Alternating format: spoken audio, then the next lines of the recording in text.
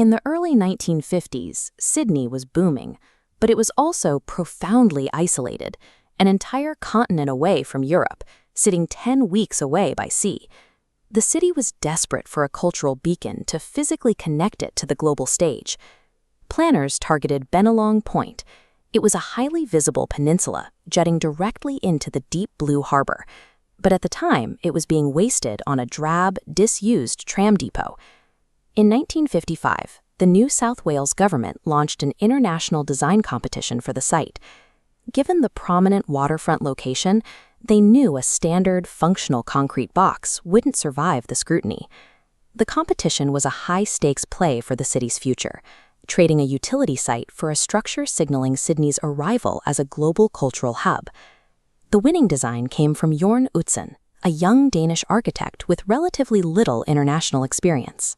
Utzon bypassed the traditional rigid geometry of his peers by looking strictly to the natural environment for his cues.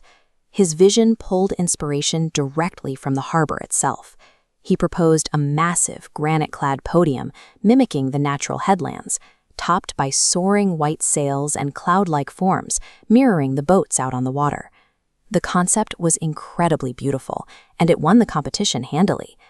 But Utzon's submission was almost entirely conceptual, relying on diagrammatic sketches and physical models rather than practical mathematical engineering plans.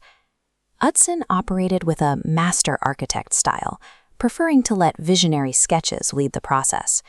This heavy reliance on organic inspiration over construction feasibility set up an immediate clash with the political and engineering realities waiting for him in Australia. Because Utzon refused to compromise that natural beauty for standard building practices, the engineering world had to invent entirely new methods of construction to bring his vision into reality. Utzon's original parabolic shells were physically impossible, unable to withstand extreme harbor wind loads.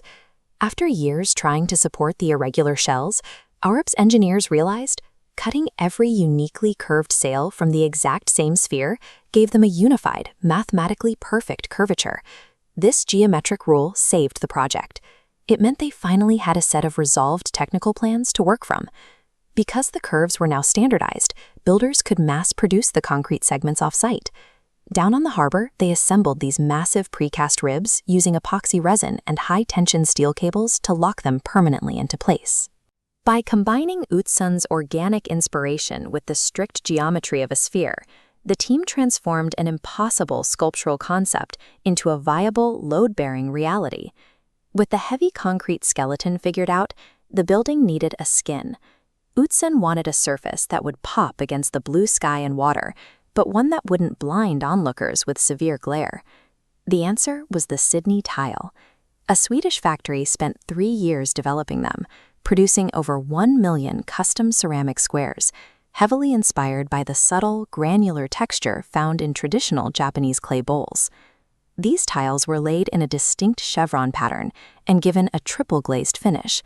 This created a naturally self-cleaning surface, allowing dirt and coastal pollutants to simply wash away seamlessly in the rain.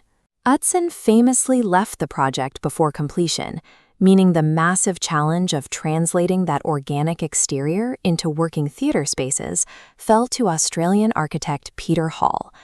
Hall tackled the concert hall by wrapping the interior in molded white birch plywood. He designed radiating bands of wood that fanned out across the ceiling, carefully housing the lighting, the acoustic tuning, and a massive mechanical pipe organ.